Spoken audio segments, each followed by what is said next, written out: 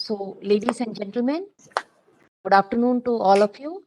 I, Dr. Lata Suresh, on behalf of IICA, welcome you all to this webinar.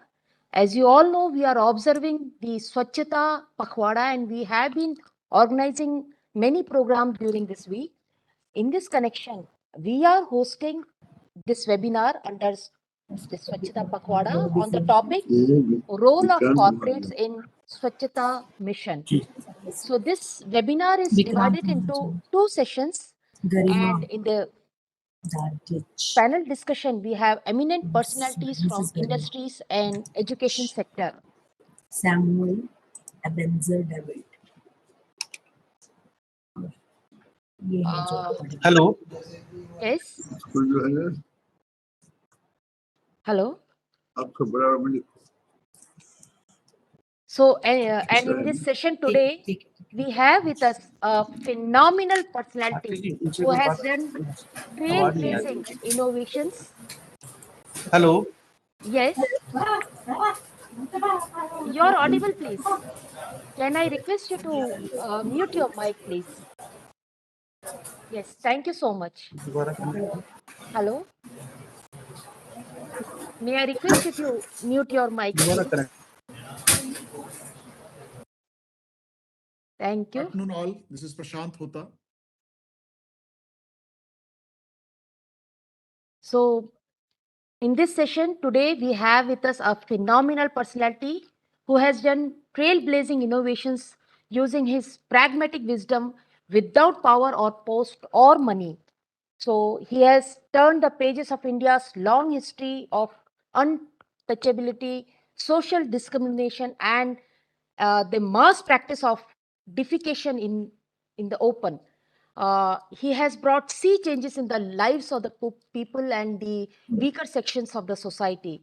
In recent years, he has given a new life to the long suffering widows of India and provided clean drinking water to the people of West Bengal. उनकी आवाज नहीं आ रही. Am I audible, please? Yes, you are audible very much. Yes, sir. So, as I said, he lived and worked in an untouchable colony and felt and observed the way the scavengers were dehumanized by the mainstream society. He built up Sulabh as a systematic response to deal with the problem of manual scavenging. He combined theory with the practice and launched Sulabh International as a philanthropist, human rights and social welfare organization in 1970. Sulabh is a value-based organization rooted in and working in a clean environment, working for a clean environment. He has also so far built, as I got to know, around 1.6 million household toilets and 10,000 plus public toilet complexes. Beside those, he has built under the CSR. So, apart from getting the Padma Bhushan in 1991, he has won several national and international awards. He has been selected by the Times magazine as one of the heroes of the environment for designing this low-cost toilets. So, let's welcome Padma Bhushan Dr. Bindeshwar Pathak, the founder of Sulabh International. Thank you. And sir, we are honored to have you with us today, and we are very grateful for accepting our invitation. Sir, over to you, sir. We are anxiously waiting to listen to you, sir. Thank you, sir. Thank you. Thank you. So, if you want to share your screen, please share. हाँ? हो पाएगा फिर गौरव समझ बाद में करें. Honorable N.M. Kushti साहब, प्रशांत होता जी, सुजय मुजुमदार, विक्रांत महाजन,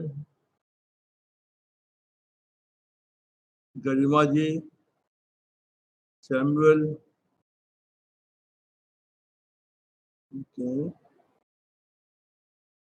Mr. Suresh, and all other participants in this webinar organized by Indian Institute of Corporate Affairs, the Ministry of Corporate Affairs.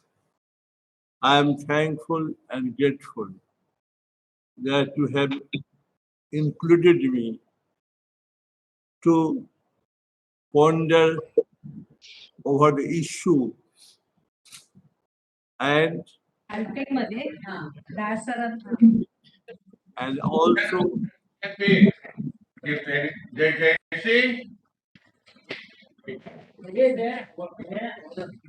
also the solutions of the problems. John F. Kennedy, President of America, he said, not ask what the country has done for you, you ask what you have done for the country. And our beloved Rashtrapita Mahatma Gandhi said, 1 ounce of action is more important than tons of knowledge. Time is short because my experiences are of 52 years and more than 52 years. Therefore, it takes time. But as time given to me, so within 20 minutes, I would like to give you some information. The problem, always you know that centuries and centuries, from centuries and centuries, there was a practice of defecation in the open, manual cleaning of night soil by the people to earn their livelihood. And also, there was no toilet in schools, in public places, and so on and so forth. You can say that there was no any arrangement of safe and hygienic disposal of human waste, not only in India, but also in the West. In London, in 1857, the doctor suggested to the government of Britain that we cannot control cholera and death of people unless you provide the safe and hygienic disposal of human waste. And in 1857, this was introduced in London. 1860 in New York, and 1870 in your city, Kolkata. So from 1870 to till date, only 500 towns have the sewage system, and the treatment is 32% average. And this 200 towns, the treatment is only 8% average. The city of Delhi, it treats only 69%. It means 67%, 31% human waste going to Yamuna River without any treatment.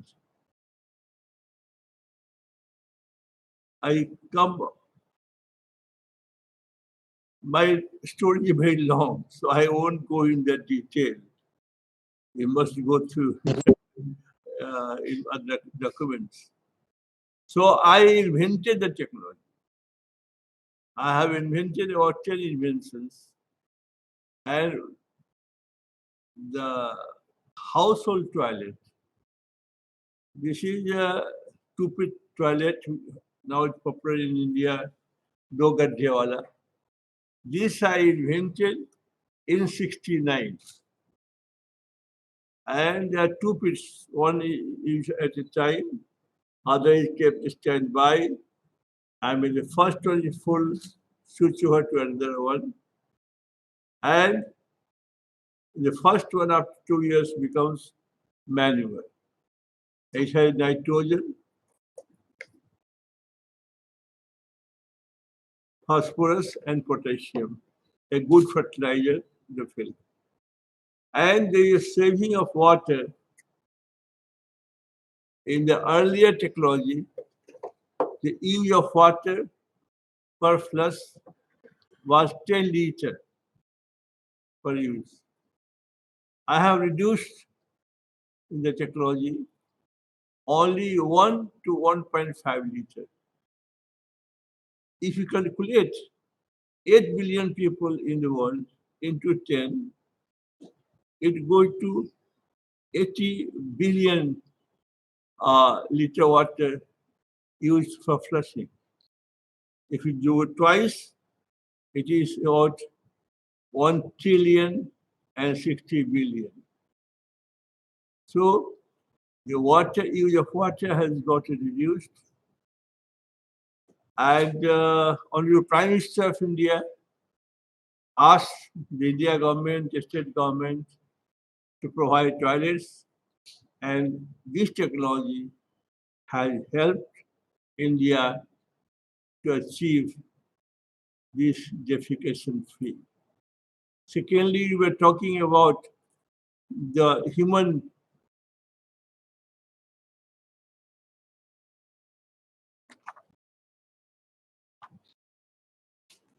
just see this lady. Till 2003, she used to clean night soil,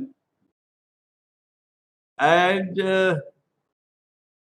in 2021, she got Padma Shri from Government of India. At time, people were not able to touch them, called untouchable. But now, the President of India has given her this Padma Shri. So what I did, this technology has helped on the one to stop defecation in the open, on the other, stop the manual cleaning of night soil by the people. So that way, both ways, it was very difficult. In the worst, very difficult that this problem of the society was difficult to go. So I took them to temple, and Brahmins were not allowing them to go inside. Nath Satyavad temple in Udaipur, Albert temple. So I took them to temple, took them to take bath in Ganga, river Ganges, took to temple of Baba Vishnath. Then I took them to, say, Kela, Haridwar, and Prayagraj, and Chipra. So by doing all this, I took them to America, got more than 130 people. So that way, I have solved the problem of education, manual cleaning of night soil by the people, and thirdly, the public toilets. Earlier, no house No public place, railway station, bus stop, religious places, tourist places. There was no provision of public toilet. So I gave the system of, I provided first public toilet in Patna. Purvalaratu, Amala, Patna, Purvalaratu. And that first toilet I got built in Patna, toilet, bathroom, urinal. The most important thing was attendance round the clock. Without maintenance, you cannot run the system. Sulabh toilets, I gave the concept of public toilets.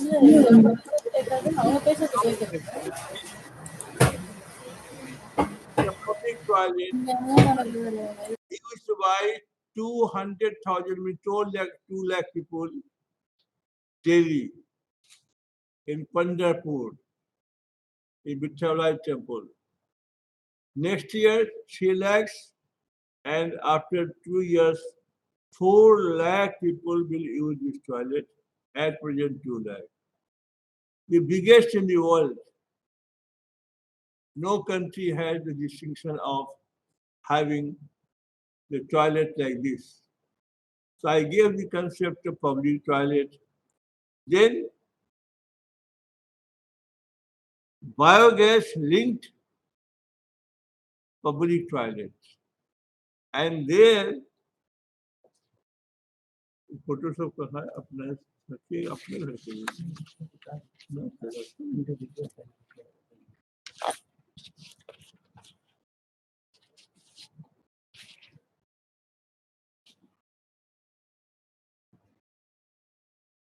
So this is the first public toilet built in 1974 in Patna, in Gandhi Maidan. And when it was, the charge was 10 paise in those days. People started laughing. Who will pay for the use of the toilet? I said, if you can keep clean, nobody mind paying a small coin. But if it is dirty, who will go inside? So I gave the concept of the public toilet and then the biogas plant. Now just see, Amit Shahji, he is burning the lamp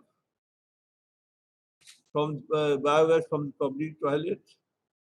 And this I also, Akshay Kumar, he is spelling the one skater manual. You can see. This is Jitendra Kumar. He's a MSO in PMO office. So this is in Afghanistan. The temperature went down to minus 30 degrees Celsius and it functioned very well. So you can get energy. Now there is a concept of the circular economy. And I have given the concept of circular economy in sanitation. The household toilet, public toilet, and public toilet linked with biogas. This I myself carried on human health. I am carrying myself. You cannot think of anybody in India to clean and carry human health. So that way, I went in the colony of Ara to clean the toilets. So,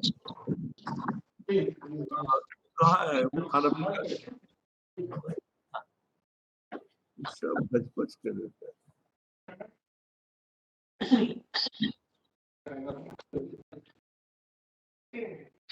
कहाँ पहुंच रहा? Cooking बोला। Now just see, he is frying papadum. Can you imagine? Ravi Shankar, Sri Ravi Shankar ji, he is frying papadum on the biogas from public toilet. So you can get energy also. And the water discharged from the public toilet, septic tank, or you can say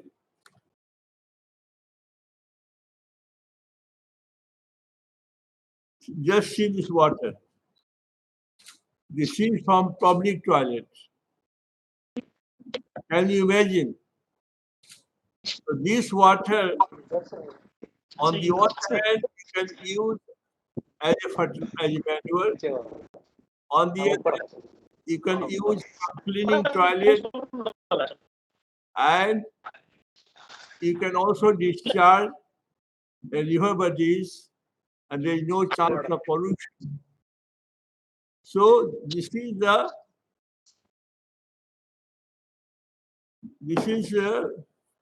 very important. Just see this toilet in the rooftop and also in the ground. And this is the included toilet. So now I come to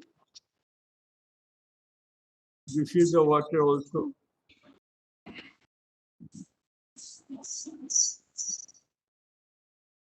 I have told you earlier, just I mentioned, I cannot go in detail because time is short and you have also to present your paper.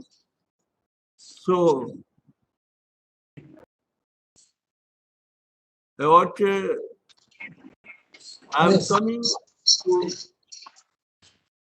the corporate sector, the contribution of corporate sector. When I started in 1970, at that time, the government used to give money to the local bodies for implementation of these programs. But later on, some rich people came forward from foreign countries and also from India, and they started giving money for different purposes: education, health, sanitation, water. So in all different sectors, now the corporate sector, they are giving money. As you are already aware, 2% they are giving money for the implementation of the program. And I think this is very good initiative. And God has helped you to help someone. So if you have this theory in your life, then whatever you earn, some money you can give to the people. So about 143 organizations. I have difficult to take names of all. So we are working with the corporate companies and others, Boeing India, ONGC, then Maruti. So about 143 companies are working with this government and non-government. So that way, I would suggest that we have been teaching, not I'm teaching, I have just asked people to teach 18 universities in India are teaching sociology of sanitation in Gujarat, in Karnataka, Bihar, Uttar Pradesh, Uttarakhand. These universities are teaching sociology of sanitation. So, a graduate degree and MA degree. Nowhere in the world these are being taught in the university. So, this is very important. As you were referring in the very beginning about this long story, just I say that it's just so difficult to rescue the untouchables from this humiliation, insult, and drudgery, and to bring them in the mainstream of the society. So this is very important. We have long list. I don't want to go about the widows of Vrindavan. Honorable President of India recently went to Vrindavan to meet the widows, and he has changed the attitude of the people. The President went there, and now the widows are playing Deepavali, celebrating Deepavali. Let's see the photograph. They are standing on the brink of Jamuna and celebrating Deepavali. And just see, they are playing colors. Can you imagine? The widows can touch colors in India. Nobody can think of. So in our social program, we have taken fully, not partially, about the problem, and we have solved them. So these are the photographs, and I conclude.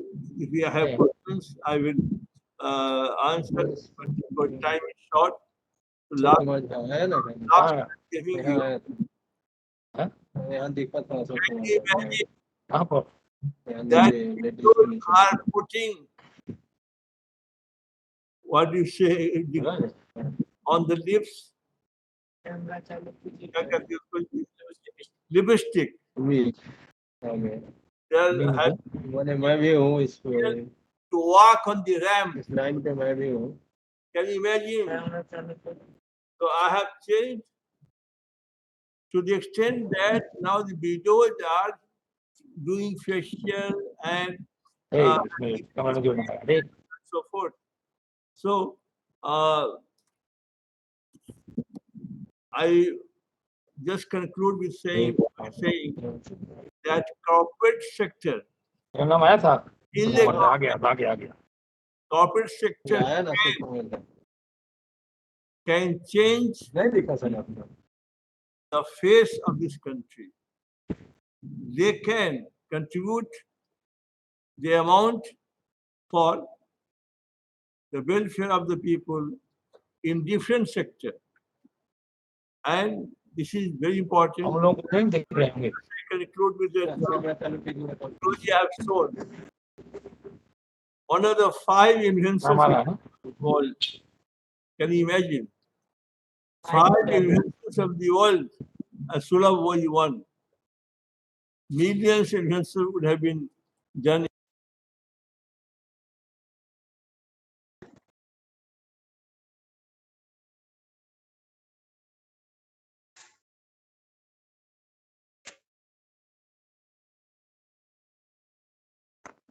So may I request you to unmute yourself? Yes, sir. Thank you. Okay, now.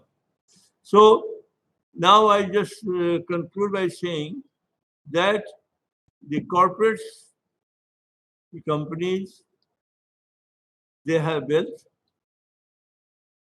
They should contribute something of their wealth for the welfare of the people in different sectors, and that will help India to develop and prosper. Recently, I was in Nagaland, and Honorable Finance Minister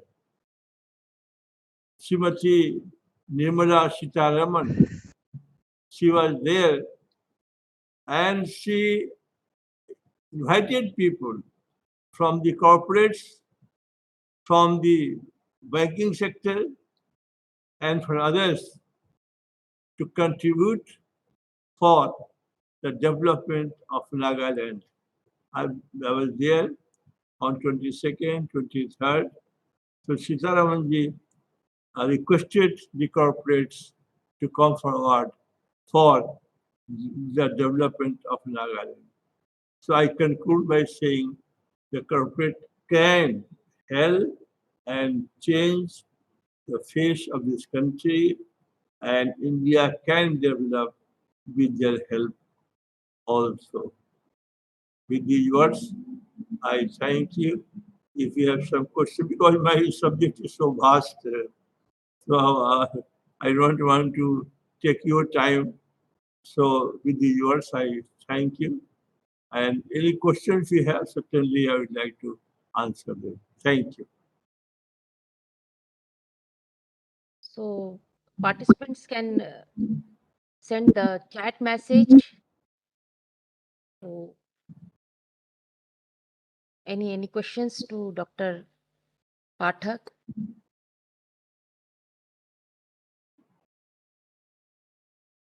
So you are so clear in your thoughts. Yes. Is there anybody?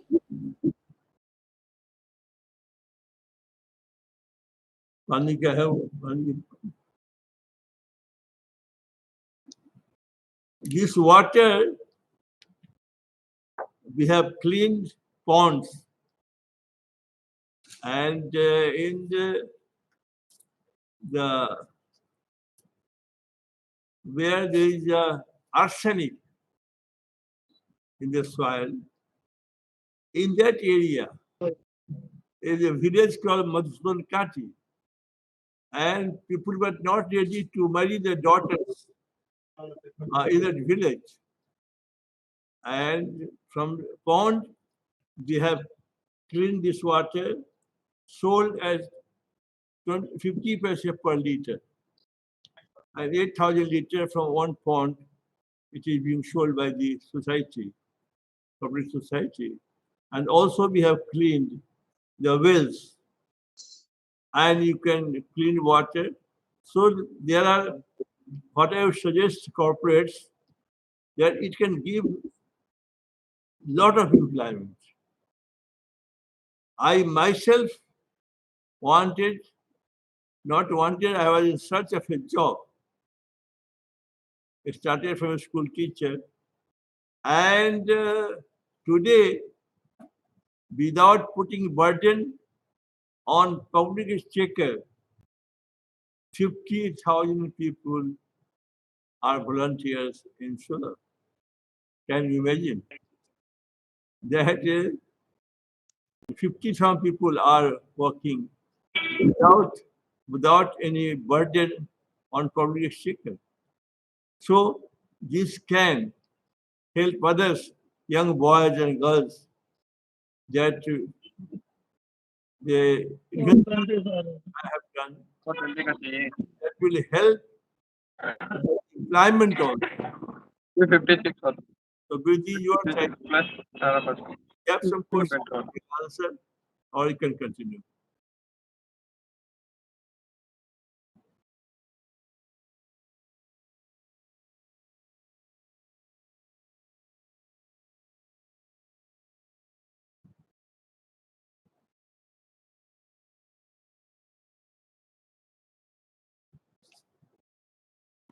Lata ji unmute please. Ma'am आप mute पे हैं. Sir, you have rightly demonstrated that how you can be the change that you wish to see the world. What Mahatma Gandhi ji has dreamt for this country.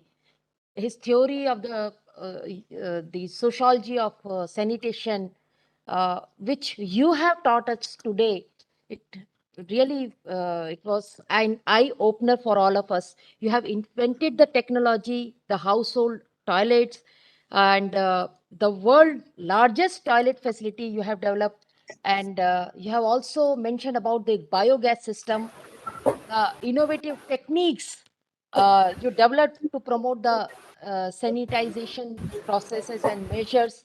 So I feel that we all should, may I request you kindly unmute? So we all should participate in the Clean India mission and make India clean again to bring new regime. And whether sun shines or storms comes or it rains, cleaning India should be our only aim. We should fulfill the dreams of Mahatma Gandhi and Honorable Prime Minister of India, Shri Narendra Modi ji, to keep India clean, to make India clean, and to stand in the row of the developed countries to tell that now we are a clean country. This is happening. The attitude of the people have changed, and this is because the Prime Minister of India, that he has given the direction, given the leadership, and because of him, now everybody is following to make India clean, to keep India clean. Swachh Bharat, which we have organized today. I think many more such webinar or seminar can be organized by this corporate affairs organization, and more other people should be involved in different subjects, and they should come.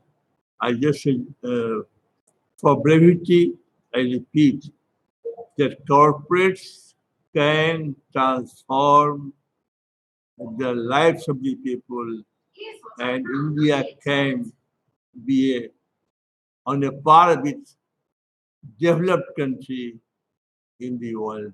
And the corporate has to play a very important role in this sector.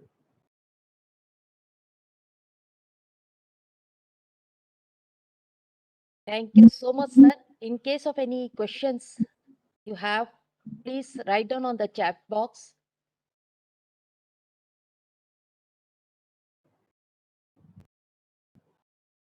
Sir, we are honored to have you here with us. It was wonderful.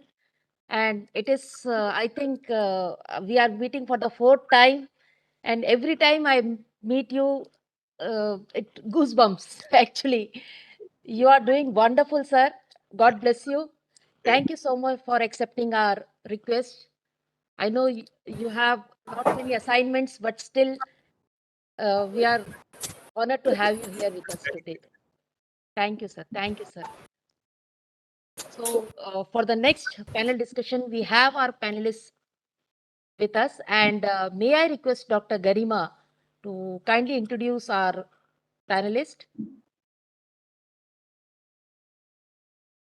Dr. Garima is our colleague at IICA, and she is associate professor and looking after the School of Business Environment. Sure, ma'am. Thank you. Thank you for introducing me. I hope I'm audible. Yes, you are audible.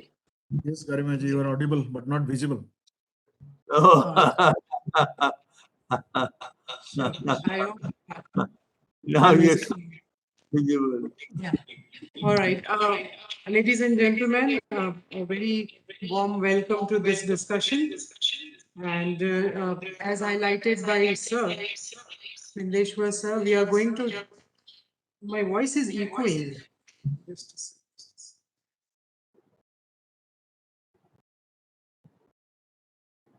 Yeah, I think it should be. So yes, we do have with us the very eminent panelist talking about the role of corporates in Swachhta mission, and we cannot deny the fact that the corporates' role is seminal not only for economic development, but for any specific agenda which we are now talking of sustainable development goals and vis-a-vis the Swachhta. The Swachhta Pakhwada has been started from 2016, to basically focus on this important issue.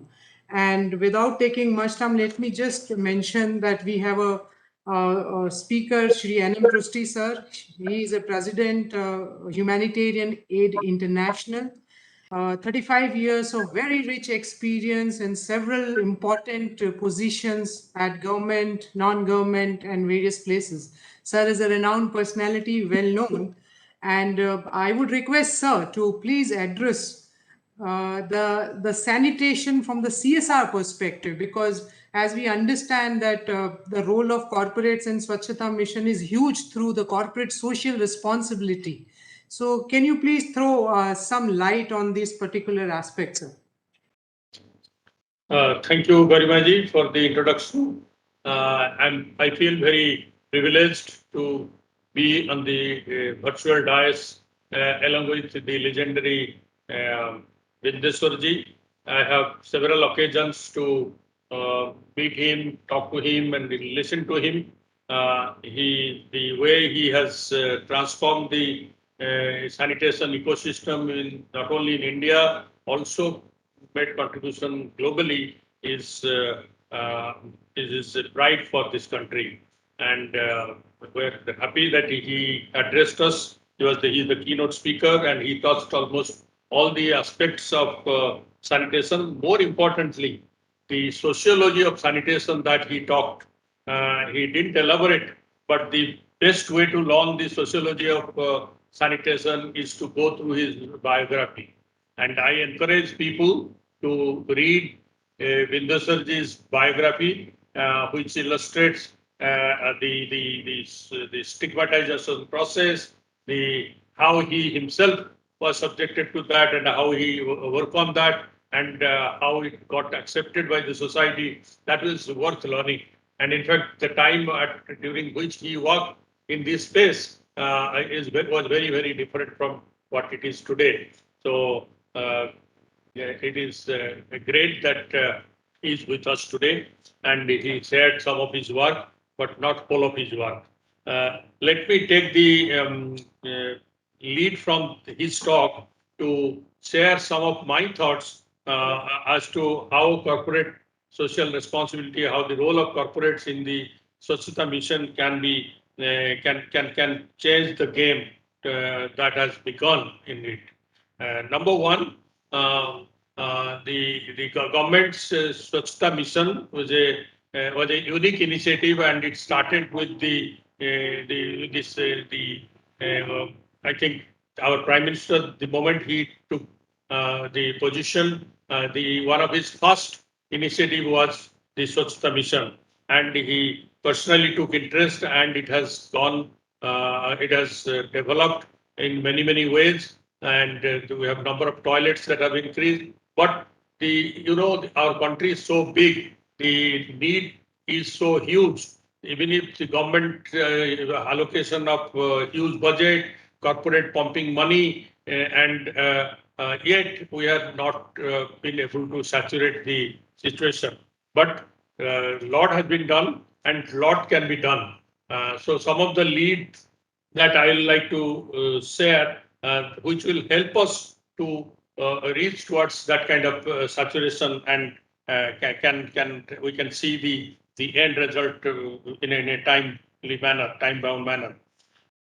Number one is that the corporate houses should collaborate with the NGOs. And when I talked about NGOs, let us talk about the local NGOs.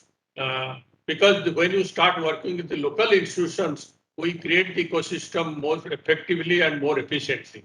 So it is necessary that local NGOs, local community organization become a partner to the corporates. Corporates should not think that it is difficult to work with smaller entities because their process knowledge is so poor and their reporting ability is so poor. But at the same time, with little handholding, they can make wonders, and their contribution, their work quality will be much superior to what otherwise it can happen. It has been seen. So sincerely working in partnership with the local NGOs will make a lot of difference. And while doing that, I think the government, because taking the idea to scale, government is a key partner. So under the mission, under the Swachhta mission, under the water mission, the collaboration between the corporate houses, NGOs, and government can happen. So I call it a trisector partnership. This is one approach. Then number two is that water is ingredient. Water is an integral part of the sanitation approach. Although we have got a Jal-Shakti mission, water mission, we have got a sanitation mission. They are two separate missions, but there is a close link. So therefore, when we work on ground, I think we should not forget to include water mission in the sanitation mission. So our programs should be designed in a manner that we take involvement of the water initiative and take involvement of the sanitation initiative. So it is a multi-dimensional.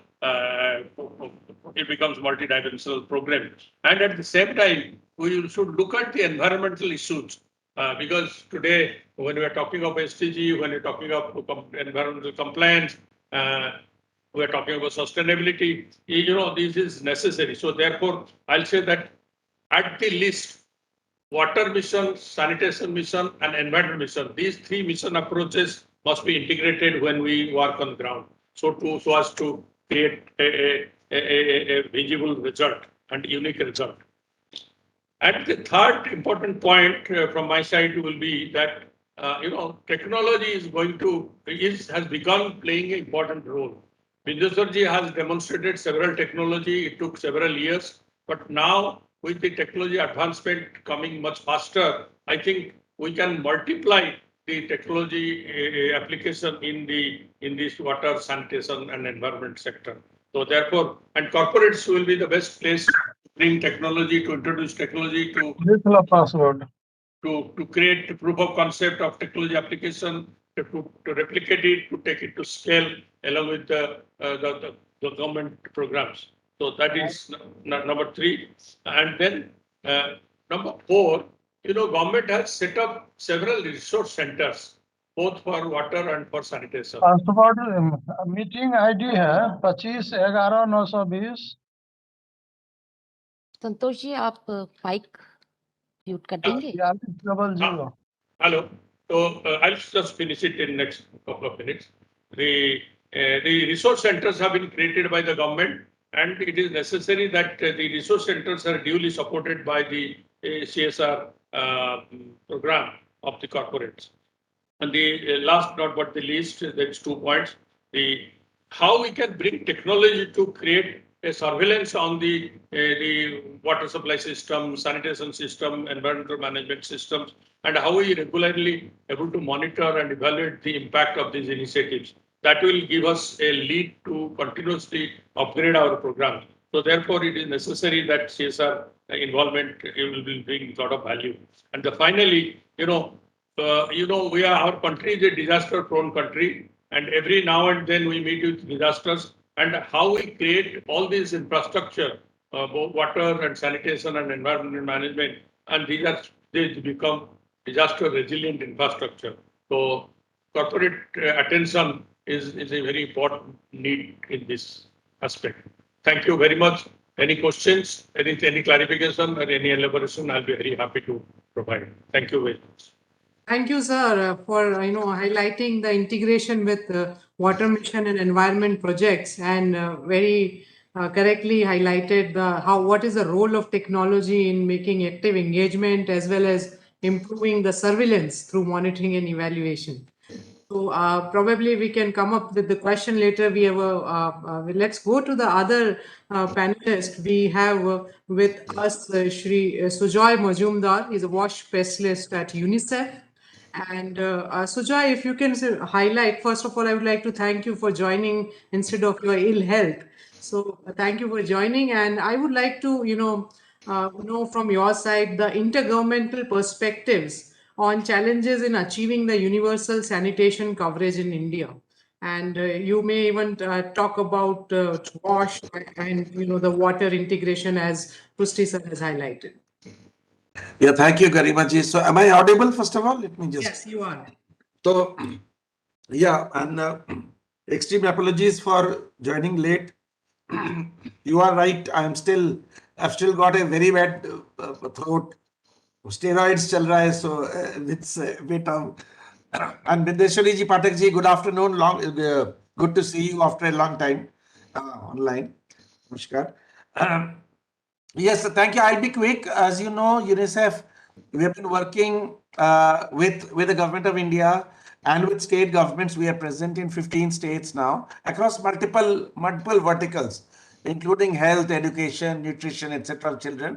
One of the main verticals is water sanitation. We've also been fortunate to be a part of uh, government partners and many corporates and many NGO partners in this sphere. As you have rightly said, I will try to speak on challenges. As you know, India has really gone through a unique journey, and with the leadership of many people in this meeting, I can see who have done absolutely eminent work. Pathak ji, of course, is historically a well-known person who has driven the sanitation agenda. The fact is that it is only after 70 years of independence that the real focus on sanitation came in the last 7 to 8 years, and effort was put in to eliminate open defecation in India. It was in fact quite sad in 2015, the joint monitoring program report of UNICEF and World Health, which looked at the SDG goals, said that 550 million people in India did not have access to household toilet. And that itself was 60% of the world's open defecators. Means the whole world's open defecators, 60% lived in India. And out of India's rural population of 800 or so million, 550 million, this is another 60%. 60% people did not have toilets. That situation has changed. And this was changed because of efforts of everybody, including government. Government put in political leadership. It put in huge financial inputs. Over 130,000 crore rupees has gone into Swachh Bharat Mission 1, rural and urban. So what have we achieved? We have achieved increased access. There is no question. Is it 100%? It is not 100%. There are still gaps. And that gaps need to be covered. And the government has launched Swachh Bharat Mission 2 last year, 2 years back. Unfortunately, its start got affected by our entire COVID situation. But the government started with a focus on ensuring ODF status, making sure those who have not got access or left behind, the economically deprived, social deprived, they need to be covered. Then, as you know, sanitation is a behavior subject. Whether a person goes to use the toilet facility is a matter of behavior. So behavior change is not easy. As you can realize, it's not easy. It needs sustained interaction. So that is the challenge number 3. And the fourth challenge which has come in SBM2 is the government has also pushed on solid liquid waste management.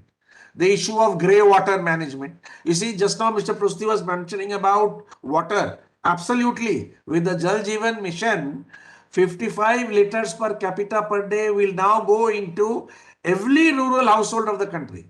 Now the norm is that normally whatever water is entering a house, 80% will go out, will go back outside. Now when it goes back outside in rural areas where there are no drains, then how will that water be managed? Will it flood the village? Will it create water stagnation? Will it be another health issue? So grey water management is a very critical aspect. Then of course the bio waste, our agricultural waste, cattle waste, food waste, is it being hygienically managed? You see, India is an agriculturally dependent country. Most of our waste, biological waste in the rural areas is managed in agriculture. But that has to be properly checked, monitored, and ensured it does in a proper manner. And then, of course, huge plastic issue. You are hearing plastics. Urban plastic is a big problem. Rural plastic is now also becoming a big issue. The issue of legacy waste. Many of our towns, cities, now villages have huge mountains of waste outside. Delhi, if you come, there are multiple mountain hills around Delhi, which are kilometers, meters long and meters high and kilometers long of waste. How is it being managed? That is another issue. The issue of menstrual waste management. Are we really providing proper facilities, proper information about how this waste disposal? So these are all challenges. The question is who will do it? So as you have mentioned, Garimaji, intergovernmental perspectives, the government of India, whether it is the Ministry of Housing and Urban Affairs, or it is the Ministry of Jal Shakti, which implements the Swachh Bharat mission, or it's the corporate affairs ministry, because all of us are corporate representatives here. And what is the role of corporates? And does it happen at the government of India level? Does it happen at the state level, district level, or down at the urban local body or the Gram Panchayat level? How does that happen? What I can say is that under the constitutional amendment, as you know, 73rd, 74th amendment, sanitation and water are state subjects. So they have to be given to the states. States have devolved it to the local bodies under 73rd, 74th. Local bodies, ULBs and panchayats, excuse me, they are told आपको अपना waste manage करना है. कैसे करें? How to manage? The question is, government is saying we will provide you infrastructure support, some financial money for support. But does that help in operation maintenance? Where will the running cost come? So that is an issue that needs to be solved. Secondly, the capacities of government at lower level, development partners, NGOs, and panchayats maybe are not always up to the mark to have proper managerial and technological solutions. That is the second point. Third point is there is nowadays the gap between rural and urban has to come down. Why should the rural population not get the same quality service that an urban population can get? But how will that happen? Why I'm saying all this professionalization of services at all levels, quality of services at all levels, all of these really point to the need of involvement of corporates, of proper management, proper technology, proper support to the population living in those areas. So one of the things we have been working with the Ministry of Jal Shakti is to work on a Lighthouse Initiative.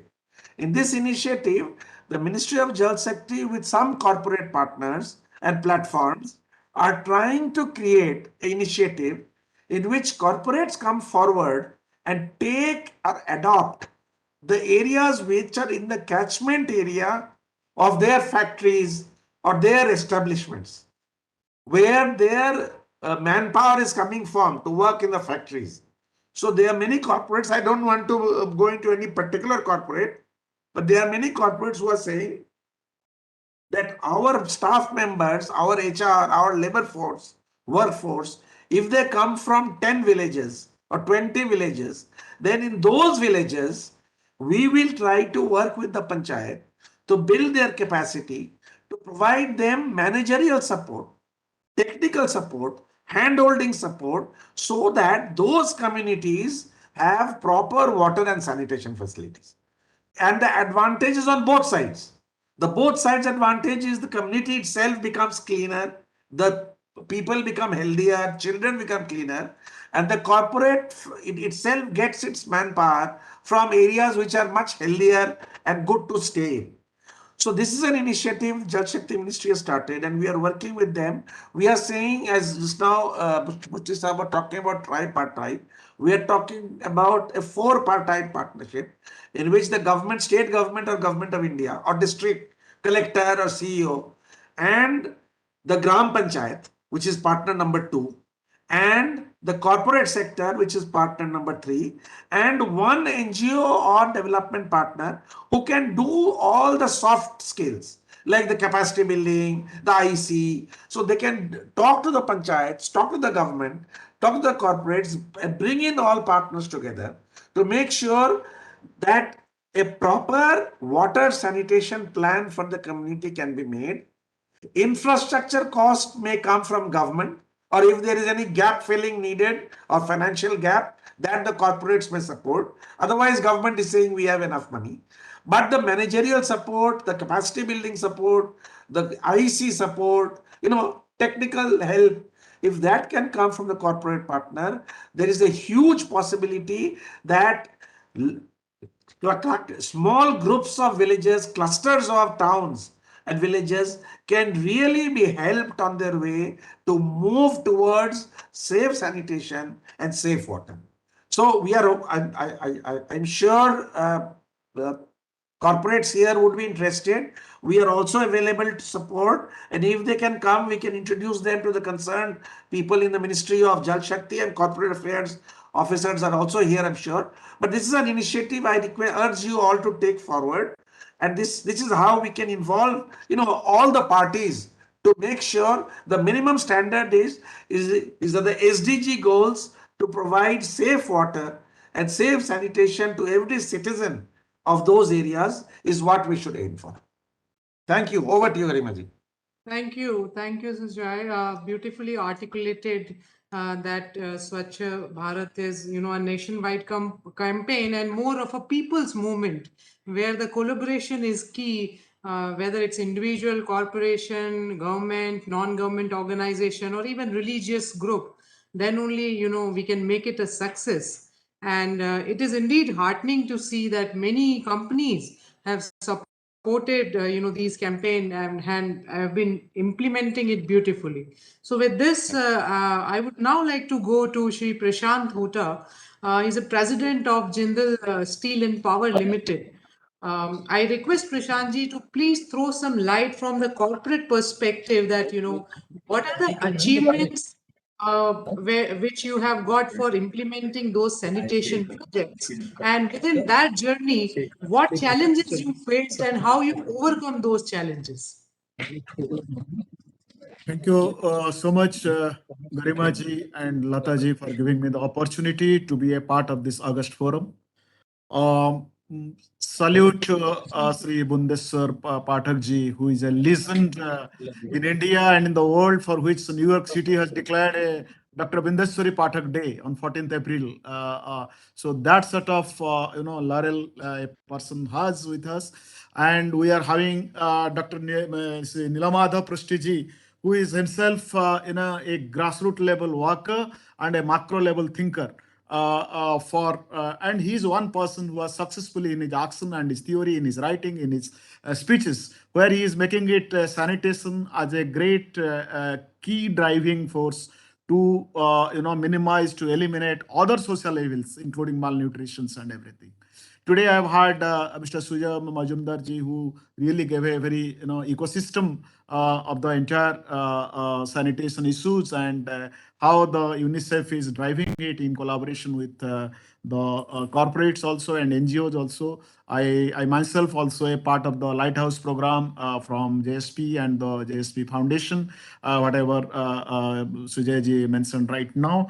And we are having many dignitaries here who are really partnering in this mission. Yes, Garimaji, I will very shortly be telling how the industry looks at it. See, industry, when we are talking of industry, we are talking of corporate. They're a part of the society. Finally, a corporate or industry is a social wealth. It is not something which out of the society or something. It has been created out of the social wealth, out of the wealth which God has given to us, and society, like one of us, every corporate, every industry has to give it back, because you cannot take anything with you. Everybody has to leave, everybody, so we all have to give it back to the society, including, I always believe a corporate or industry, it is not an inorganic body, it's an organic body. It's an organic body. It's composed of human beings like us, who always have a real good intention. And the very clue of our living is giving it back and living for others. जीना वो तो जीना है जो औरों के लिए जीता है. Example is Dr. Bindeshwar Pathak. Because otherwise, I don't believe in this. And my personal belief, you must have, I don't know whether you all are about, there is an ancient text called Daksha Smriti, in its 5th chapter. We are talking of now women empowerment. In Daksha Smriti, it's an ancient text, prehistoric. It is talking of women empowerment at the first chapter or second chapter. And its 5th chapter, it is talking of Sochayet Sadakara, Socha Smrute, Sochachari Bihina Samaste Nisphalan Kriya. That means without transparency, without cleanliness, everything has no result. That is something which is talking in Daksha Smriti. After that, also Patanjali has talking of it. Okay, let's come to the modern part of the water and sanitation program of World Bank program, which is talking that 2.4 trillion of loss of India way back in 2006 because of sanitation issues. 191 billion loss of India, it is because of drinking water related issues. So really, we have not monetized it. That is why I always salute the person, Dr. Bindeshwar Pathak, who has made it a part of our Indian habit. This is a unique country. We are not only different in our, culture or religion or language. We are different in races also. Here we are Aryans, non-Aryans, Dravidians, Huns, Mongoloids, what not kind of this. Despite that, he started this, and people are talking of Sulabh International. I remember that 4S name which he has given in 70s. 4S, Sulabh, Swachhta, I think Sansthan, I think something like that. 4S, I remember. He is there to conquer itself, because I was a kid at that time when he started this. But I still I remember this 4S. After Sulabh, it was there Swachhta. Later on, he made it short, Sulabh International. Am I correct, sir? So what I mean to tell is that industries can not only directly contribute to sanitation, but also in different ways. One is that innovation, because we have walked along and we have to still, Dr. Bindeshwar Pathak's life, or Dr. Prushti's life, or what Sujayji is telling so far, miles to go before we sleep, miles to go before I sleep. This is very small achievement we have done. We have to still go ahead. And the first thing is that industries can contribute. CSR is just an opportunity, but there are many more obligations, So we don't have to wait for CSR. Many good intention industries have not waited for 2013 when the CSR Act was amended or Schedule 7 had come. I think in Jindal's, that this company has a DNA, built into their about the CSR and this thing. There was no company act at that time, which I am talking of now, innovations. Let's talk of innovation and contribution to the R&D for bio-toilets, for the rural toilets, the community toilets, which is still a snag, which is something culturally is not accepted in the rural area. So urban area, it's okay, but rural area is still big a challenge. What Sujayji is now mentioned of, there is a thin line of division about the grey water management, waste and everything. So everywhere now this is becoming a big problem. So now industries have to think of innovation and R&D in this line. They have to really contribute, and CSR is just an opportunity. Another thing is that, see, we are talking of sanitation, about the community life, we are talking of the human waste, but no, I am talking of the zero discharge. Certainly the Pushti Sahab and everybody will talk, will agree with me that many industries talk zero discharge in their sustainability policy and everything. But how many are practicing this? I will invite you, everybody, wherever time permits, please come to Jindal Steel and Power on-gold plant, which is really doing the zero discharge. Not a single drop of water goes out. We try to recycle the water there itself and try to use it for different purposes, including horticulture. That's why our plants are green. And on one union steel minister has told, I feel this, there is a garden, there is a steel plant inside a garden. It is not a steel plant which has created a garden. So these are the kind of the zero discharge cycle. Then adoption of technology. I am talking of, that the steel, aluminum, these are high intensity, how energy, user, and naturally it is pollutant also. But then we should have such kind of technology, more research on that. Now people are talking that by 2007, government to 70, there will be no coal-based, so power plant and everything. We are going for the clean energy and everything. But then we are now not only talking, but since 2017, we are doing coal gasification plants. We are not directly using coals. we are talking of the syngas. We are using syngas. We are getting gas out of the coal and then we are using it. So these are the kind of Swachhta we are talking. Even in the production system, in the very process of manufacturing, we can be switch. Another is that it's not about steel and power and aluminum. I'm still talking of the construction industry, the equipment manufacturers, the agro industries. Agro industries are not holy cows. They also pollute. We have to really think of Swachhta in our process and in our SOP. So every industry, like we have got HIV policy, we are having policy against PAS also, the sexual harassment and everything. Like that, we have to adopt a SOP for Swachhta everywhere. Because now people are taking this is an environment norm. Okay, people are talking this is an environment norm, this is a reporting norm, this is a global norm. But how it will be a part of our DNA? We should make it a policy passed in our board that Swachhta is a part of our mission. It is a part of our vision, because without Swachhta, actually nothing will move. Because I will be ending with that it is not about the corporate social responsibility the industry should do. This is a very small part. As Dr. Pathak has told that 2% is an opportunity. True, sir, 2% is an opportunity, but rest 98% must be essentially should be having Swachhta. Because if it is not Swachh, everything is waste. Then I'm again taking you. I have told about Daksha Smriti. I'm taking about why I'm telling this. You must be thinking why this man is talking these things here. No, I am telling because this is a part of us. Indians are used to Swachhta. Bhumi, Apa, Anala, Khang, Bayu, Mati, Buddhi, Aham. These are the 8 elements which in 7th chapter of Bhagavad Gita, Krishna has told Sri Arjun that these are under your control. Bhumi, Apa means water. Anala is Agni, then Khang is sky, and Vayu is wind, and Mati is your mind, and Buddhi is your intelligence, Aham is yourself, your Swabhiman. All these things are your control. Rest is in my control. My point is that if it is in my control, if it is in your control, if it is in corporate control, let's make everything switch. Let's make our Bhumi switch. Let's make our yaps switch. Let us make our skies switch. Everything. Let us make our Mati switch. Let's make up our attitude switch. Let's make our passion switch. Then only we will succeed everywhere. This is not a bhashan. This is a practice. This is a challenge to me and my next generation. Because we all are inspired what Dr. Bindeshwar Pathak ji has done in his lifetime. And if we walk on his path, he has simply walked on Gandhiji's path. Okay, and he has become a symbol of change. And why can't we? We have a live example.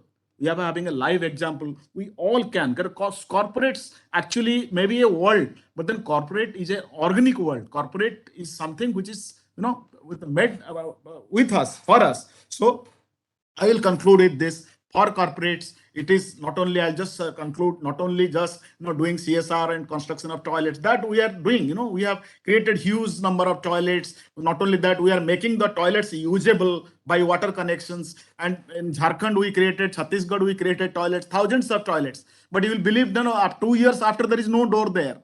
Then we have to put the doors there. If the doors are not there, you can understand how the toilets are used. It is used for storerooms and everything. So knowledge, awareness, then the next logical frame of actions, that is true. But about innovation, about R&D, about manufacturing process, about zero discharge, then about the other industries, as ancillary unit, whatever we are doing, everything we have to have our switch. So it is not about our commitment for India, for what Honorable Prime Minister called Swachh Bharat Mission. With our Bindeshwar Pathak sir, it is actually Swachh Prithvi mission. We should, because if USA is not sanitized, then India is not sanitized. Global warming is a global feature. If some other country is getting, making global warming, we are also affected, like that. If we are also, contributing to pollution, or other smaller countries are, so we all have to become carbon negative. We all have to really create a such, it is a matter of our attitude. It's a matter of our passion, and let's make it our vision and mission together. NGOs are not vendors. NGOs are our partners. as Dr. Prusti sir has told, that let's make an ecosystem and let's believe in the smaller NGOs who may not have the capacity of reporting, but the capacity of partnering is with them. I believe in this, my company believe in this, and we are a strong partner of Ministry of Corporate Affairs and Institute of Corporate Affairs. And really, I am thankful to you and to share this August forum where Dr. Pathak and Mr. Majumdar and personalities like Prusti sir is here. Thank you so much. Thank you so much for providing me this opportunity. Thank you, Prashantji. Very passionate address, I must say, and connecting it with mythology and emphasizing that it's not just through CSR. That's the key element which you have touched upon. And I also quote what Prusti sir has written that, it's a silent emergency. Sanitation is extremely critical for management of malnutrition. That is an issue that the country is suffering from. So it is a silent emergency. We must act now for that particular emergency. All right, with this, now we have another speaker, Mr. Samuel David from Hcl Foundation. He leads WASH at Hcl Foundation. Samuel, if you can also talk about, highlight that how Hcl function operates, or what are the approaches that has been followed under the WASH theme, and talk about how corporate could support and strengthen the government system by engaging the civil societies, because all of us are talking about this collaboration. So what is this improvised model of public-private partnership, if you can talk about? Thank you all for having us here. I thank all the dignitaries and the organizers on behalf of Hcl Foundation. So as you all know, Hcl Foundation is a CSR arm of Hcl Technologies, a leading IT firm in our country. So as rightly said by Mr. Hota and others here, Hcl Foundation is also an organization which had started much before the CSR legislation was there in the country. So the DNA of corporate social responsibility was always there with Hcl Technologies, and they have started much before the CSR legislation was implemented and it was made into act. So just touching upon a few things that are already being highlighted by the panelists here. One thing is on the partnership. So yes, partnership is very important because when you see a vast country like India, it can't be just blamed with the government saying that the facilities and the infrastructures are not there or not available.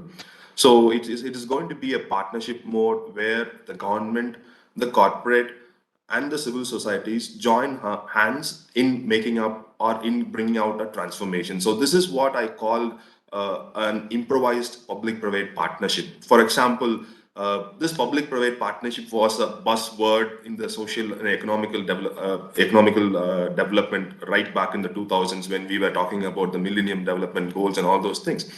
A very, very sad thing or unfortunate thing that it went into a sublime and it was diluted. But now, thanks to CSR legislation, the public-private partnership has been brought into limelight in a very different and a very elegant and alternative way, where corporates join in hands with the government and the civil societies. It is not that corporate, of course, they have the power in terms of economics, financial strength to do things, but then corporates can't do things on its own. It is always right to say that corporates can support in strengthening the existing systems, because government has excellent systems in place which are to be strengthened. And of course, in a country like India, where we are having a lot of diversities, there have been a lot of gaps here and there, which has to be approached in a very customized manner. So you can't have a generalized mode to address a problem which prevails in Tamil Nadu and which prevails in UP. So everywhere we have to do a little bit of customization, which would be much better known by the grassroots level NGOs rather than anybody else. So that is where I see the importance of the government, which is the absolute power, and the corporate, which has the financial power, and the civil societies, which has the local knowledge and the local cultural background, which can join hands and can effectively bring a lot of transformation. So just to give you a brief idea about how Hcl Foundation works and how Hcl Foundation operates, I would just like to briefly note, just in consideration of the time, Hcl Foundation, as you're aware, as I already said, it is a corporate social responsibility arm of Hcl Technologies, and we have multiple flagship program. And I would like to just touch upon the Uday program, which is the urban development program. So, thanks to the government programs where we have a lot of transformation that has happened. So many statistical points have already come up. So in the last 10 years, the amount of transformation that we have got in WASH, maybe in access provided to safe sanitation or a dignified sanitation, and access provided to safe drinking water. So we have got absolutely a major transformation in the last 10 years, and thanks to government in bringing up that war footing arrangement in the country. But then still, as rightly said by Sujay from UNICEF, there are gaps which are still to be maybe still to be identified and then to be addressed. So one such gap that we focus is the urban poor, mainly people living with slums in the urban. So basis the urbanization that has been coming up as a huge problem or a huge issue or a huge challenge before us. Most of our cities are becoming urbanized and being expanded. The peripheral area of these urban boundaries are really the place where we have to give our focus and maybe where we have to see for the gaps. So maybe the slum dwellers, those people are the main focus, and our vision or the aim of Hcl Uday rightly says that breaking the cycle of poverty with the urban poor. So that's how we operate, and we also operate in an integrated community development approach where we select a slum in the cities that we work with, and we bring in different NGOs and different civil societies who have subject matter expertise in different thematic verticals. So by that way, we work on a 0 to lifetime approach where we start our activities from 0 years to lifetime approach, where which has been starting by early childhood care, maybe focusing on children from 0 to 6 years, and then on education to the adolescent age up to till 18, and then we focus on skill, and the cross-cutting is on health and WASH and gender and inclusion. So that's how we work. And with all the above said themes, we had developed this integrated community development approach where in a selected slum, as I said, in any urban place that we work, we identify partners with specific thematic expertise, work in convergence within themselves and with the community and the government and the duty bearers. So that's where I said the improvised model of public-private partnership comes in. Now, just to deep dive into WASH, not to take too much of time with the other themes that we work in, just to deep dive into WASH. Water sanitation hygiene was initially a sub-theme within Hcl Foundation under the thematic of health. But then, as I said, when we started to think about or when we started to understand the scope of WASH, especially under the urban poor, because when we go to a slum in any city for that matter in India today, you can easily find the access to sanitation is a bigger question mark because of many reasons. One could be the space availability. There could be opportunities to build toilets, but then there will be a big question mark of space because the families would have only a 10 by 10 size of room to live. So automatically there's a question comes where to have the space for toilets and other sanitation facilities. So it is mostly going into an open defecation model or something like that. So HLF, seeing all these conditions, we created a clear-cut framework for WASH interventions. Every WASH intervention that we do, which is very much aligned with the national and global development agenda. So maybe the SDGs and the Schedule 7 agenda of national and global development. So moving into the implementation part, it is very obvious that the government has done a remarkable transformation, as I said, that in terms of creating access to water and sanitation facilities across the urban and rural space. But then the point of concern here is, as I said, the certain gaps in terms of missing out the intermediary population, which is slum dwellers or the peri-urban people. So when Hcl started all these things, we made a fact sheet study, which was focused on this urban locations, and that we could clearly see that this divide, especially in access of basic infrastructures. So sharing sharing how we do our whole implementation is that we divide our implementation into three major classification. One is hardware, the other one is software, and the other one is the innovations, which was rightly said by Mr. Khota. So when it comes to hardware, the key is on the access. The catch here is leveraging from existing government schemes. So one example that I want to quote here, what we have done in the past is that we have partnered with the district or the city corporation. I would very proudly say that we have partnered with Madurai Corporation along with our NGO partner, which is Wash Institute. So what happened is that we had a tripartite agreement with all the three members, and you all know that there is a subsidy for every family in the urban location to build a toilet. But then the problem here is only when they build the toilet they get the subsidy. So what happened is that, and then the subsidy is also not very market matching because the rates and because of the inflation of rates and other things. So there are lot many problems, and when we went to the field, there were lot many challenges coming up. So just as I said in the beginning, the customization of solution came into play here, and the solution was drafted in such a way that we make a partnership with civil society, a technical agency which is Wash Institute, and the local body, the urban local body, which is Madurai Corporation. And with this partnership, we made a triangulation where the Madurai Corporation gives the money for building toilets to this particular organization, and whatever is more and above that money that is being transferred by the government is being given by the corporate funding, that is the CSR funding from Hcl Foundation, and the implementation was made by the civil society. So we almost constructed 500 toilets in the city, and then maybe the same model was replicated by other CSR corporates also. So fortunately, in 2020, Madurai was declared as ODF free.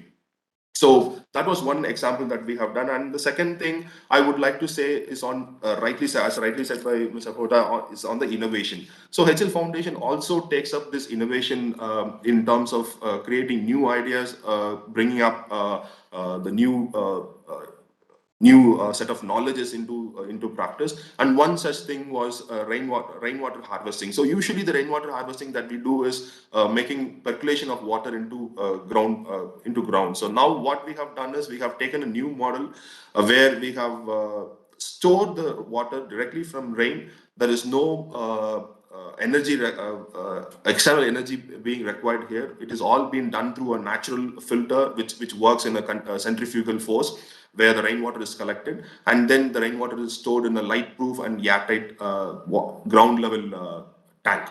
So from there, water can be used in places of semi-arid locations, and it can be used up till 3 months from when it was collected. And so far, this was started last year, and so far we have saved almost around 120,000 gallons of water.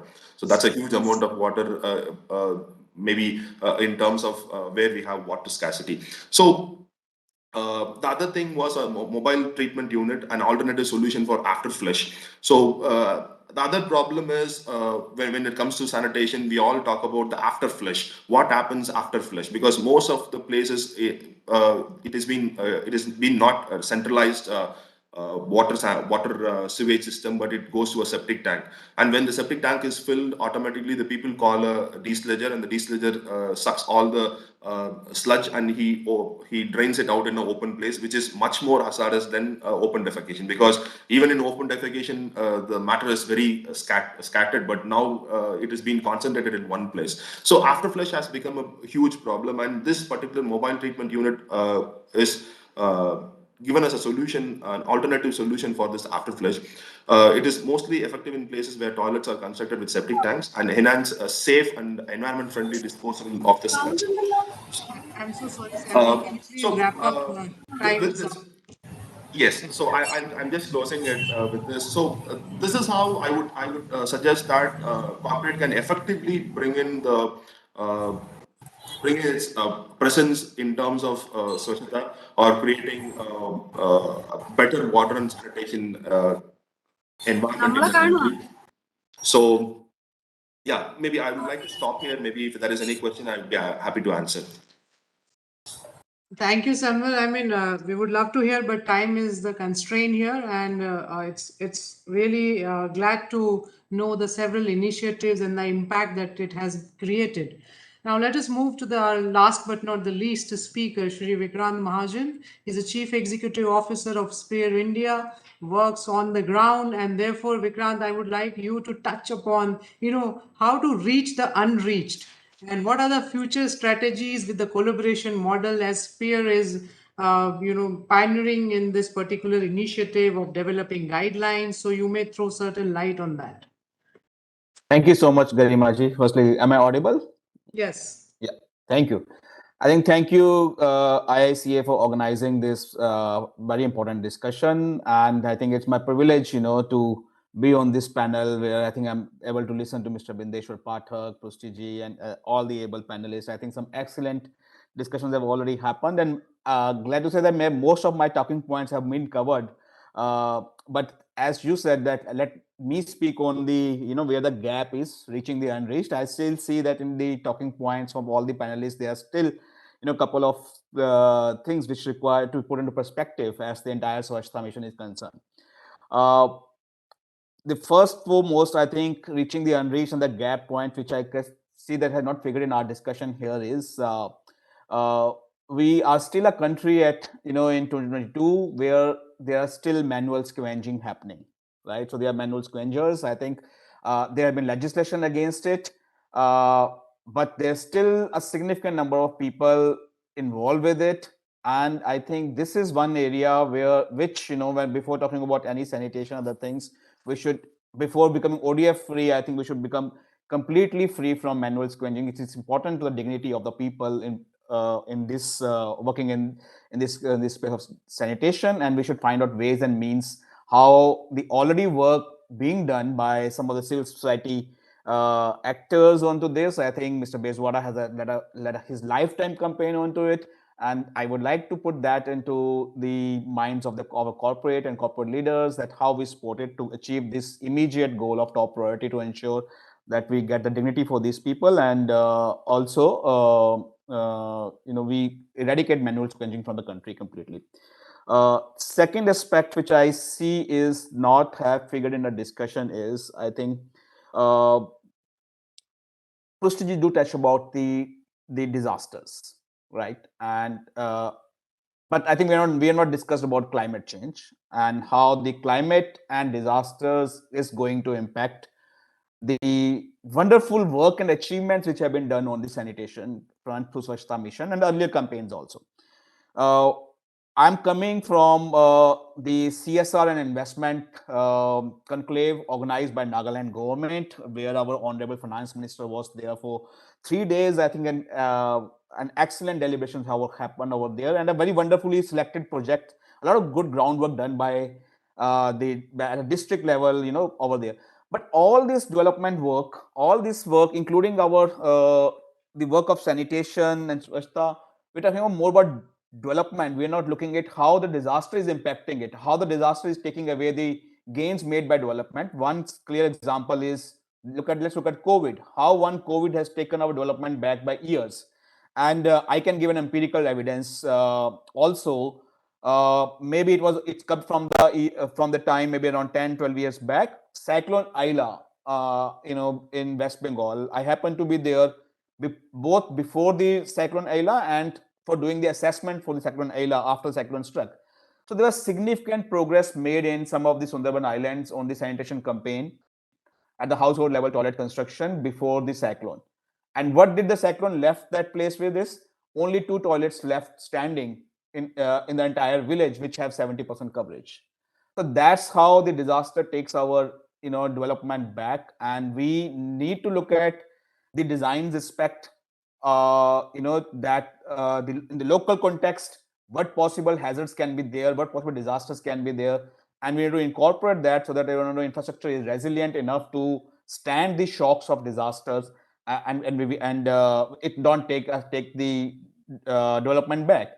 And in some contexts, like there's a different modeling in the drought prone areas, because the water scarcity, we need to look at from water scarcity point of view, the toilet design have to be more appropriate to that, and it has to be different design in the flood plains. I think we see that communities start constructing their toilets in the flood plains, on the stilts, and temporary. So there were different designs in the flood plains, different in the drought prone, different design. Look at the cyclone affected area, cyclone prone areas. These factors need to be looked into it in the designing part to make our development resilient. Also related to with this, I think Samuel touched upon that point also, is not just the construction of toilets, which have been a significant achievement in terms of numbers. I agree to say that. The behavior part of it comes next. Okay, I think that's required focus also. But I think people have discussed about behavior, Sujoy and others, so I will not delve more into it. But the fecal management after the use of toilets, I think that's an issue. That's an area which require more thinking, and also which require more resource planning and the effort planning in the Swachh Bharat 2, right? And I think that has been the first part with the focus has been primarily more on the construction toilets, but I think this aspect needed to be looked into it because it has serious issues, as I think Samuel has already explained that, and I will not go more details onto that. Then the solid waste management, I think once the fecal, not only the fecal one, but fecal waste, but the other solid waste also, I think they need to focus now more towards that, especially in our tier 2 and tier 3 cities. Tier 1 cities, the the capitals and others, they still get a lot of resources, and the municipalities and others to have. But tier 2 and tier 3 cities, when we're talking about cities, is that growing cities, there are a lot of moving population coming over there, and the moving population often adding to the burden of the existing the availability of sanitary facilities over there. And then with this increasing burden, maybe the tier 2 and tier 3 cities systems are not coping well enough to the requirements over there, and how we look at the entire solid waste system, solid waste management system, right from the collection, which itself is a big area of our concern and work in present context in these tier 2, tier 3 and the emerging urban areas, and from collection to segregation to transportation, and then finally how we are addressing the solid waste. This area certainly require focus and attention of the everybody working, including the corporates over there. Additionally, with this, I'll touch on since we are discussing the linkage with the WASH, and maybe picking up an experience from the recent COVID times. I think one of the biggest issue we observed during the COVID wave 1 was about the migrant workers, right? And we suddenly got exposed to the reality of a migrant workers, which are I'm not talking about tier 2, tier 3. I'm talking about Delhi, Mumbai, and the kind of a migrant population we have, right? Many of them are involved in construction projects. Okay, and these pockets and these areas, maybe for example, I live in Noida. Noida may be declared an ODF free, right? But I know there are the construction workers sites all over, and these construction workers don't have toilets, or they don't use toilets. They go for ODF. They go for open defecation. Till very recently, till the time the biodiversity park, which is very close to where I live, that biodiversity park finally became inaugurated and gated, supervised by the guard. That was the place for the open defecation for in and around all the construction working communities used to go there.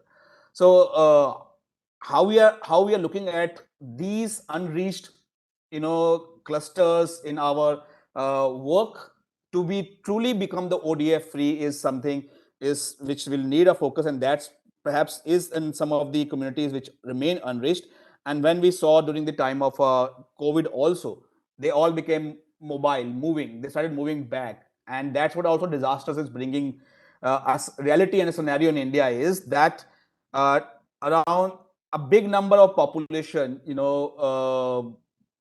there are some estimates it goes as high as 8 to 9 millions every year get displaced by disasters.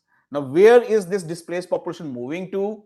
And it's where it's moving to, and both in the movement time, also where they settle in finally, it adds to the burden of the existing system. Mostly they add in the slums, and those slums have not got the adequate number of the toilets or mobile toilets available. It's add to the burden there, and it's add to the defecation gain, ODF gains we have made over the years. So that's another reality. And often I see that sometimes in our programming is there's some component which get excluded, right? Which is exclusion in our setup is often a dimension of unreached. Though it was very few years back, I was looking at some community assessments in the areas in Ladakh, which was already very proudly declared the ODF free by the locals.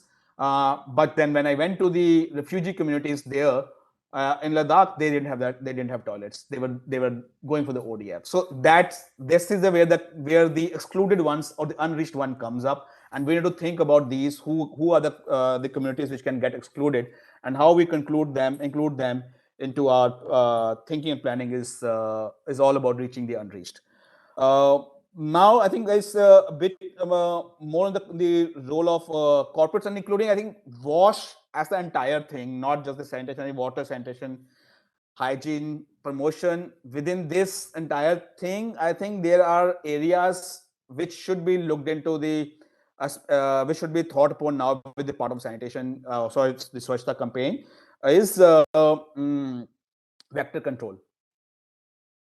Climate change is bringing this reality to us, imposing a reality onto us, and we are seeing the projections from the climate change come up as a future, a rise in the vectors, and also the COVID is another example of a pandemic, the future diseases which could be evolving out of that, and if we don't include that in our thinking and planning, we will not be futuristic to look at the future challenges. So that needed to be included into thinking and planning of the entire Swachhta. The vector control needed to be given also importance, especially in the pockets. We see that, if I'm referring to the Purvanchal area of UP and its adjoining districts in Bihar, the prevalence of AES and Japanese encephalitis is so high that, during the rainy seasons and after the rainy seasons, the number of deaths, the mortality rate, especially among the younger population, increases to the proportionately high. And it's primarily the vector problem. It's primarily the waterlogging and the sanitation problem there. I think we need to probably look at the entire Swachhta campaign also from the mapping the hotspots of where do we see this kind of like Purvanchal area is one clearly at a hotspot of AES and JES, where need to have a different kind of an intervention, a more localized and design localized for local results. That probably need to go into thinking and designing to address that. And what we are also seeing is the challenge of with the lot of urbanization and construction happening. Again, I think it may have a domain of work in some other, say in urban planning or in the construction and others said there, but it has impact on the WASH. It leads to the blockage of drainage. Maybe we are not thought about doing the important taking care of the aspects of a drainage maintenance when where the infrastructure development is happening. It's blocking the natural water drainage. It's leading to waterlogging. Waterlogging is leading to creating again new problems. So that's also perhaps have to be thought upon, or if it has to be interlinked with the agencies and organizations who are working onto it. I think all of the role of the corporates as is being the focus of discussion here. It's the role of everybody, I primarily say, and the whole of society approach. And we have seen the important and significant role that corporates have demonstrated in COVID time, and not just the COVID time, and all other around is there.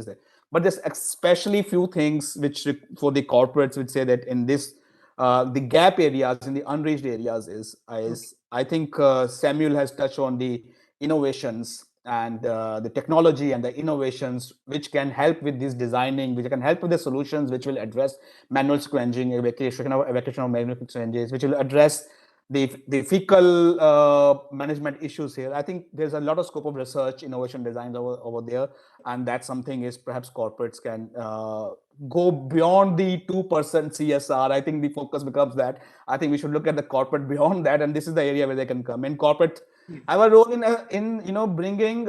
Again, I'm saying this 2+ CSR going beyond that is the role they can play in the entire planning, monitoring, and management of these whole larger programs and all those things. That's another aspect I would like to touch upon for the corporates. And my last would be, I think, is whatever we're doing it, I think we do it in a more with a whole of a society approach, looking at multi-stakeholder. Everybody is coming, have a role into that. We identify the roles and we support this thing that the Honorable Prime Minister has also a number of times repeated during his various addresses during the COVID time, and COVID is a realization that how it can happen.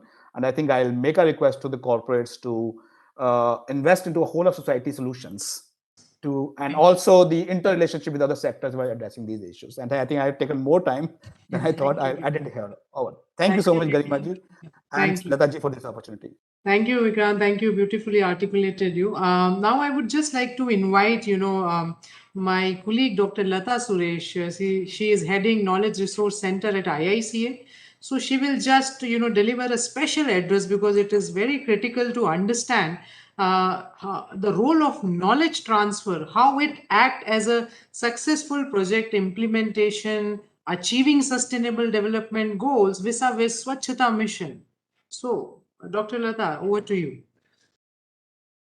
Thank you so much, Dr. Garima, for this opportunity to share the dais with such eminent personalities. So, as you said, I will start with मनुष्य की सबसे बड़ी शक्ति है उसका ज्ञान. So knowledge transfer matters for any businesses because it improves innovation, collaboration. We have been talking about this in our whole session.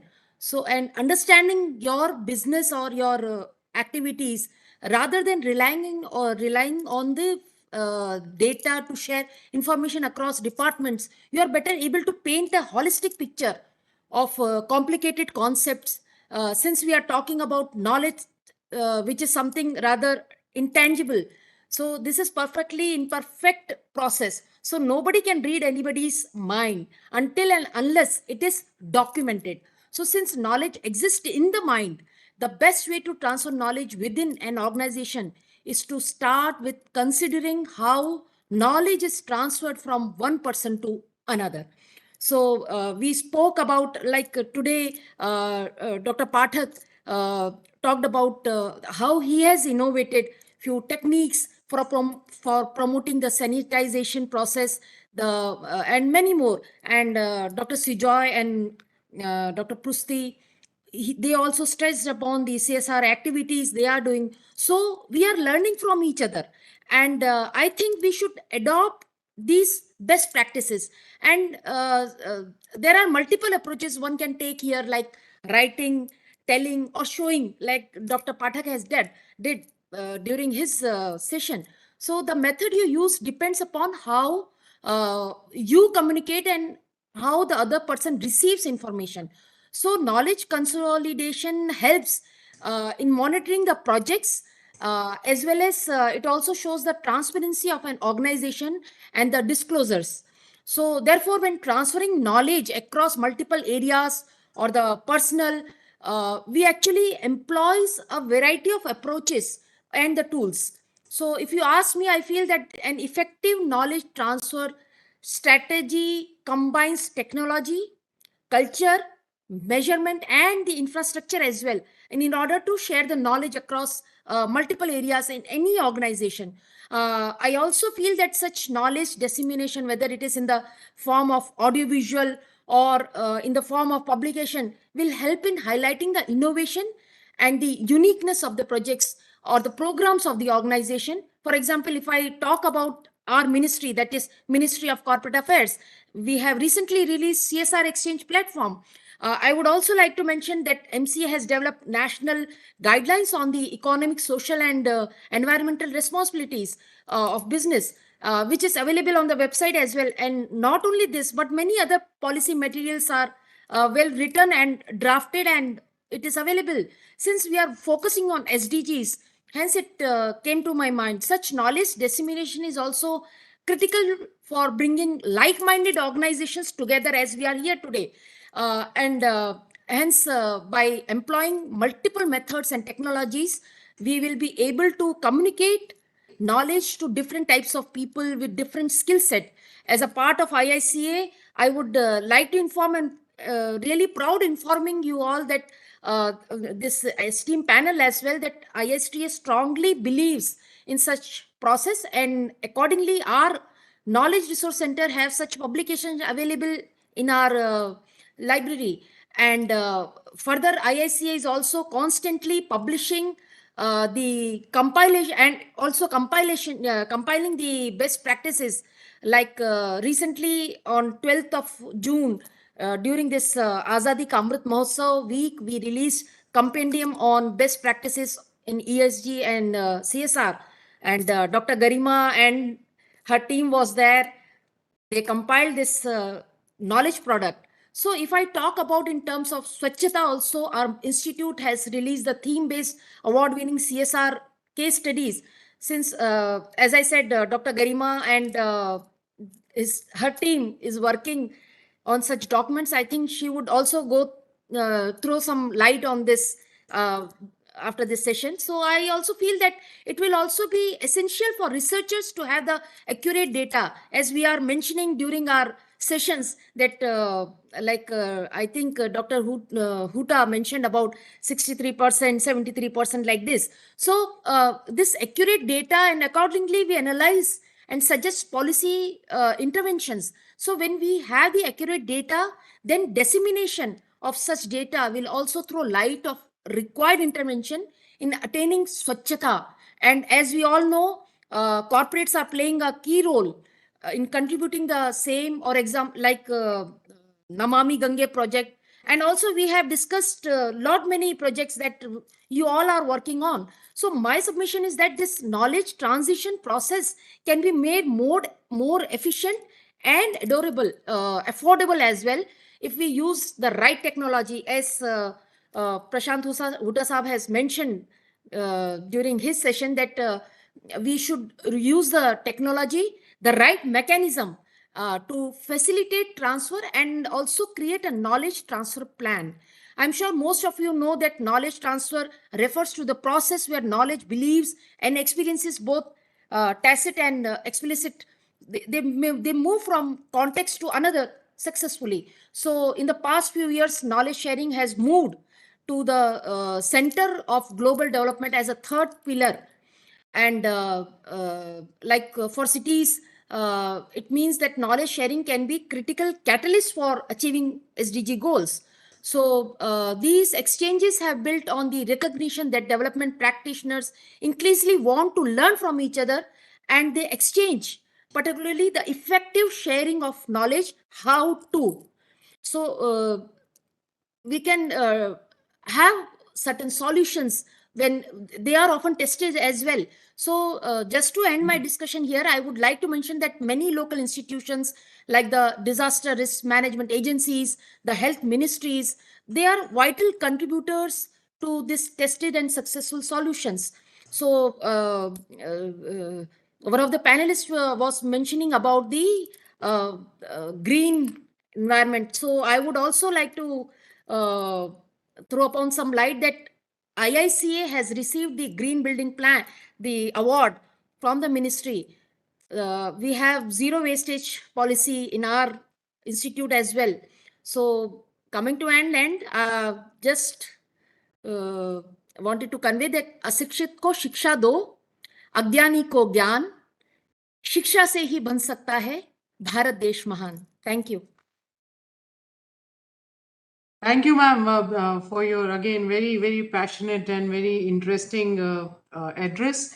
Now, I won't take much of time because you all are having a very patient hearing here.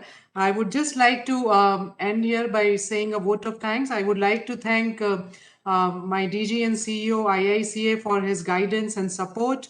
I would also like to thank Padma Bhushan Dr. Bindeshwar Pathak sir for agreeing to deliver this address. And I would also like to thank Shri N.M. Prusti sir for again agreeing to be with us, and Shri Prashant Hota, Shri Vikrant Mahajan, Shri Sujoy Majumdar, Shri Samuel Ebenezer David. I thank all of you, and I also thank Dr. Lata Suresh for designing this event and co-working with me to get this happen today with her team Anil. And last but not the least, I would like to thank the IT team of IICA and all the officials who are attending this seminar from different offices of MCA. With this, we close it. Thank you very much. And just one line is that our freedom fighters have devoted their life, including the father of nation, to attain Swarajya.